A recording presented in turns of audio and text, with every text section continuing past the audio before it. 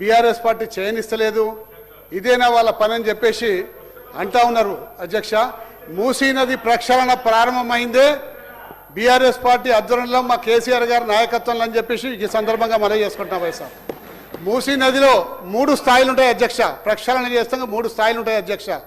మొదటి స్థాయి మూసీ నదిలోకి ప్రవహిస్తున్న హైదరాబాద్లో ఉన్న సివేజ్ వాటర్ని అంతా కూడా వివిధ రకాలుగా వివిధ రూపాల్లో వివిధ ప్లేసెస్లో ఎస్టీపీలు పెట్టి శుద్ధి చేసి స్వచ్ఛమైన నీటిని మూసీ నదిలో వదిలే ప్రక్రియ మొదటి ప్రక్రియ అధ్యక్ష.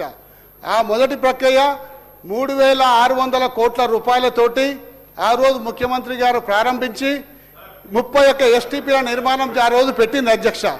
దాని తర్వాత అవి 31 ఎస్టీపీలు దాదాపు 75% పూర్తి. సార్, షార్ట్ డిస్కషన్ పెట్టండి, అందులో కూడా పార్టిసిపేట్ చేస్తాం సార్. కానీ దీనికి క్వశ్చన్కి సంబంధించిన వివరాలు చెప్పనియండి సార్ మమ్మల్ని. మాకు ఎప్పుడు సార్ మైకే అవకాశం మీరు ఎట్లా సార్? నాకు అర్థం కాదు. క్వశ్చన్ కు పరిమితం గాండి. అవును సార్, క్వశ్చన్ దానికి సంబంధించిన వివరాలు చెప్తున్నాం కదా సార్. ఉన్న క్వశ్చన్ కే పరిమితం గాండి సార్. క్వశ్చన్ కే పరిమితం అవుతున్నాం సార్. మేమేమో ఈ పద్ధతులు చేసినాము. ఎక్కడ కూడా ఒక ఇల్లు సార్, ఇప్పుడు వారు చెప్పినట్టు సార్, అక్కడికి వెళ్ళి ఇక్కడి వరకు దాదాపు 11,000 స్ట్రక్చర్లు ఇవాళ బఫర్ జోన్లో ఐడెంటిఫై ఆ రోజు చేసి ఉంటుంది సార్. కానీ ఎక్కడ కూడా ఒక్క స్ట్రక్చర్ కూడా కూలగొడతాక మేము ముందుకు రాలేదు సార్. ఎందుకు రాలేదు అంటే నేను, కేటీఆర్ గారు, సబితా ఇంద్రారెడ్డి గారు ముగ్గురం కలిసిపోయి కేసీఆర్ గారికి విన్నవించినాం. సార్, ఇన్ని స్ట్రక్చర్స్ వస్తున్నాయి, మరి ఏం చేద్దామంటే ఇన్ని ఇండ్లు కూలగొట్టి మూసీ నది మనం అంతా అలా బాధ పెట్టి చేయాల్సిన అవసరం లేదు.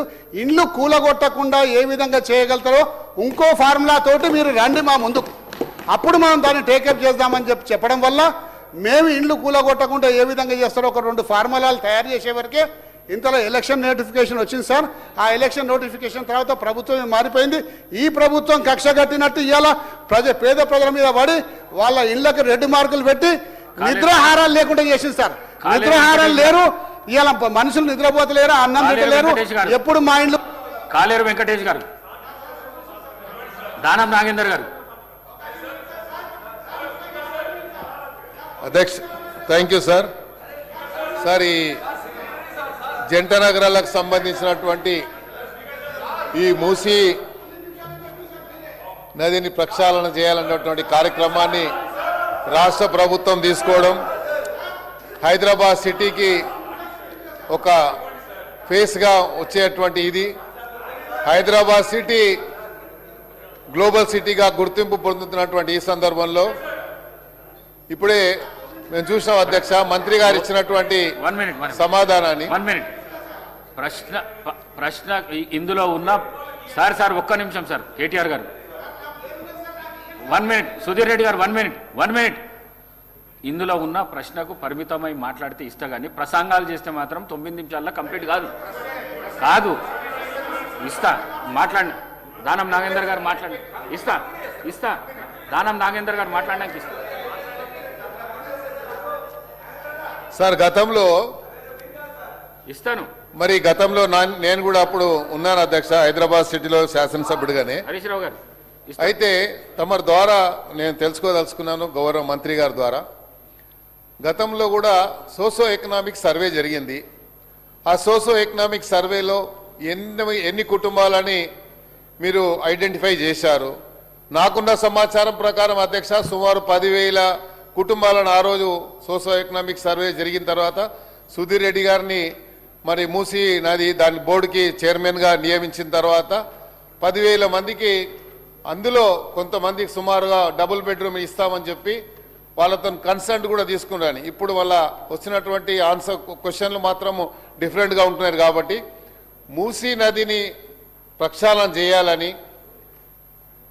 గౌరవ కేటీఆర్ గారు మంత్రిగా దాన్ని ఒక రూపకల్పన చేసిన తర్వాత మరి హైదరాబాద్ని సర్వతోముఖ అభివృద్ధి జరగాలన్నటువంటి ఆలోచనతో వారు ఒక యాక్షన్ ప్లాన్ తయారు చేశారు అధ్యక్ష. మరి ఇప్పుడు ఈ మూసీ నదిని ఆపాలని, లేకపోతే మూసీ పరివాహకలు ఉన్నటువంటి వారిని మరి ప్రొవోక్ చేసేటువంటి కార్యక్రమం ఎందుకు జరుగుతుందని మాకు అర్థమవుతలేదు.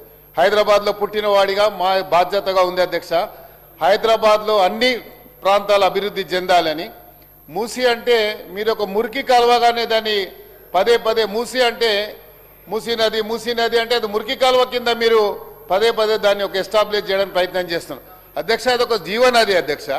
ఆ జీవనదిని మన మూసి అంటే ఏదో మురికి కాలువగా నాకు బాగా గుర్తుంది అధ్యక్ష. సుమారు 70లో అనుకుంటాను, మేము చిన్నగా ఉన్నాము. ఈ మూసీ నది వల్ల అంటే అప్పుడు ఉన్నటువంటి జీవనది అనేది ఎంత ప్రవహించేదని చెప్పడానికే ప్రయత్నం చేస్తున్నా అధ్యక్ష. అప్పుడు ఫ్లడ్స్ వస్తే జూబ్లీ బస్ స్టాండ్ అక్కడ ఉన్నటువంటి జాంబాగు ఆ ఏరియా మొత్తం మునిగిపోయింది అధ్యక్ష. ఎన్నో కుటుంబాలు కూడా పోయినాయి అధ్యక్ష. అందుకనే ఈరోజు మూసీ నది ప్రక్షాళన జరిగితే ఆ మూసీ నదిలో పక్కకున్నటువంటి వారు ఆ మురికి కాల్వగా, ఎందుకంటే అక్కడ ఉన్నటువంటి కెమికల్ ఇండస్ట్రీస్ అన్ని కూడా కెమికల్ అన్ని కూడా అక్కడ ప్రవహిస్తున్నది కాబట్టి అది ఈరోజు మురికి కాలువగా మారిపోయింది. కాబట్టి ఆ మురికి కాలువ కాకుండా దీన్ని ప్రక్షాళన చేయడానికి ప్రభుత్వం ఒక దీర్ఘకాల ప్రణాళిక సిద్ధం చేసి మొన్న గౌరవ ముఖ్యమంత్రి గారు డీటెయిల్ ప్రాజెక్ట్ రిపోర్ట్ కూడా మొన్న ప్రవేశపెట్టడం జరిగింది అధ్యక్ష. అయితే తమరి ద్వారా నేను ఏమంటున్నా అంటే వారి క్వశ్చన్ సపరేట్ ఉండొచ్చు, నా క్వశ్చన్ సపరేట్ ఉండొచ్చు, కానీ హైదరాబాద్ సిటీ అభివృద్ధి జరగాలనేదే మా యొక్క కన్సర్న్ అధ్యక్ష.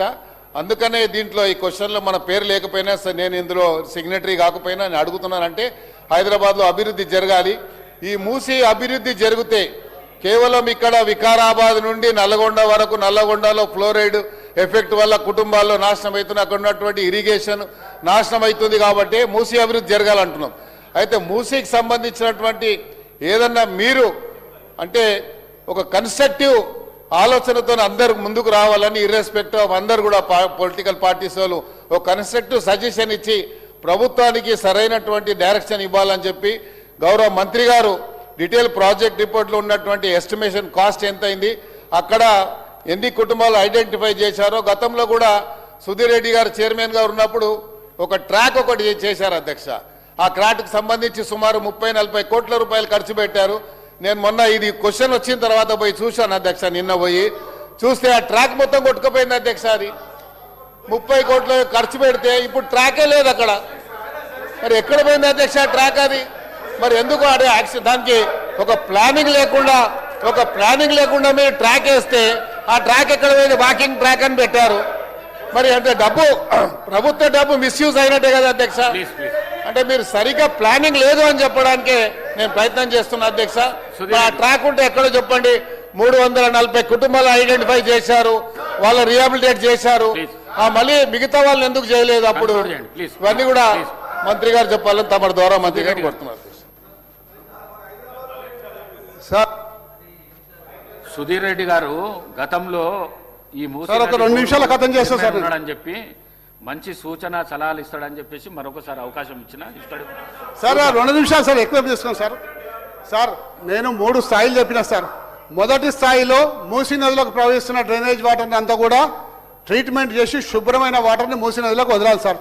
రెండవ స్థాయిలో మూసీలో పేరుకుపోయిన ఒండ్రు మట్టి ఒక 50-60 సంవత్సరాల నుంచి ఇండస్ట్రియల్ సెడిమెంట్స్ అంతా కూడా కాలుష్య కారకాలు అంతా కూడా పేరుకపోయినాయి. వాటిని అన్నింటినీ కూడా తీసి మరి పొల్యూషన్ కంట్రోల్ బోర్డు నామ్స్ ప్రకారం సైడ్కి వేసేసి 2 సైడ్ల రోడ్డు డెవలప్ చేసి నీరు నిరంతరం ప్రవహించే విధంగా చేయాలన్నది స్థాయిలు సార్. మరి గౌరవ సభ్యుడు ఈరోజు 30 కోట్లు అని చెప్తున్నాడు సార్. 30 కోట్లు కాదు సార్, 6 కోట్ల రూపాయలు ఖర్చు పెట్టినాము. అది మీ ద్వారా వారి దృష్టికి తీసుకొస్తున్నాం. మూడవ సార్, కొండపోచమ్మ సాగర్ నుంచి కాళేశ్వరం నది జలాల్ని మూసీ నదికి తీసుకొచ్చి ఈ మూసీ హిమాయత్ సాగర్, ఉస్మాన్ సాగర్ తీసుకొచ్చి దాదాపు 15 చెక్ డ్యాములు కట్టి నిరంతరం ఆ చెక్ డ్యాములలో నీళ్లు నిల్వ ఉండే విధంగా, తద్వారా హైదరాబాద్ పరిసర ప్రాంతాల్లో భూగర్భ మట్టాలు పడిపోకుండా తగు చర్యలు తీసుకున్నాము. అలాగే హైదరాబాద్ యొక్క ట్రాఫిక్ని డీకంజెషన్ చేద్దామన్న ఉద్దేశంతో ఇరువైపులా ఈస్ట్ వెస్ట్ కారిడార్ని తయారు చేసి మరి నాగోల్ నుంచి గండిపేట వరకు రోడ్ లింకేజ్ కూడా ప్లానింగ్ చేసినాం సార్. మధ్యలో 15 బ్రిడ్జ్లు మనం డిజైన్ చేసినాం సార్. ఈ 15 బ్రిడ్జ్లు కూడా సార్ శాంక్షన్ చేసినాము. దాదాపు 500 కోట్ల రూపాయలు దానికి కేటాయించినాము. మొదటి బ్రిడ్జు మీరు పీర్జాదిగూడ నుంచి నాగోల్ వరకు కూడా మీకు పత్తులగూడ వరకు కూడా శంకుస్థాపన చేసాం. అది ప్రోగ్రెస్లో ఉంది సార్. ఇప్పుడు పని జరుగుతూ ఉంది. కాకపోతే ఈ ప్రభుత్వం వచ్చినాక మేము చేసిన పనులకన్నిటి కూడా లాస్ట్ ప్రయారిటీ ఇచ్చి దాన్ని నత్తనడక నడిపిస్తుంది సార్. అసలు పూర్తి కావద్దన్న ఉద్దేశంతో నత్తనడక నడిపిస్తుంది సార్. మూసీ నది అభివృద్ధి చేయాలంటే ఈ 3 స్టెప్స్ తీసుకోవాలి సార్. ఏదో విధంగా ఇండ్లకు రెడ్ మార్కులు చేసి మేము మార్కింగ్ చేసేసి నేను పేగులు మెడలేసుకుంటా, లాగులలో తొండలు వదిలిపెడతా, మేము వంగబెట్టి గుద్దుతా, పండబెట్టి తొక్కుతా. కాలేరు వెంకటేష్ గారు కాలేరు వెంకటేశ్వర ఆనరబుల్ మినిస్టర్ గారు షార్ట్ డిస్కషన్ పెడతాము అని అంటున్నారు సార్. ఆ రోజు మూసీకి సంబంధించిన ఎమ్మెల్యేస్, సిటీ ఎమ్మెల్యేస్ అందరం మాట్లాడతాం సార్. అది చాలా సీరియస్ డిస్కషన్.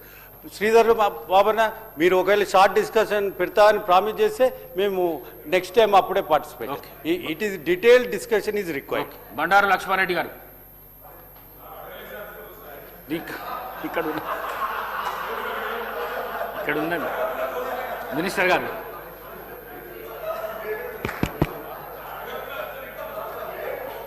సార్, నేను గౌరవ హరీష్ రావు గారిని కోరుతా ఉన్నాను అధ్యక్ష. హరీష్ రావు గారు బీఎస్సీలో వచ్చి ఒక మాట చెప్తారు అధ్యక్ష.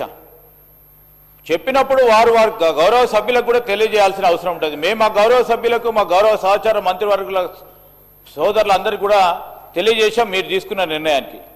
ఈరోజు మీరు షార్ట్ డిస్కషన్గా మీ సభ్యులు తీసుకెళ్తా ఉంటే మా హరీష్ రావు గారు ఓ సీనియర్ సభ్యుడిగా చెప్పాల్సిన అవసరం, ధర్మం వారిపైన ఉందని మీ ద్వారా వారికి మనవి చేస్తా ఉన్నాం అధ్యక్ష. ఎందుకంటే అందరు సభ్యులకు సంబంధించిన అంశాలు రావాలనే ఆలోచనతో వారు చెప్పిండ్రు, మేము విన్నాము, మీరు డైరెక్షన్ ఇచ్చిండ్రు. ఆ సందర్భంలో ఒక స్పెసిఫిక్ టాపిక్ తీసుకొని ఈరోజు మొత్తము సభా సమయాన్ని వారి క్వశ్చన్ కనుక వారి పరంగానే ఉపయోగించుకోవాలనే ఆలోచన చేయటం